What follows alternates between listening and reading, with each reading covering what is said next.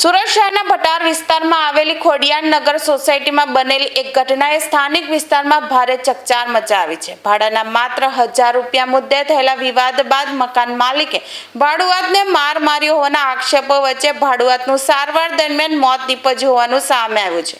મળતી માહિતી મુજબ ભટારના ખોડિયારનગર વિસ્તારમાં રહેતા એક ભાડુઆત અને મકાન માલિક વચ્ચે ભાડાની રકમને લઈને બોલાચાલી થઈ હતી.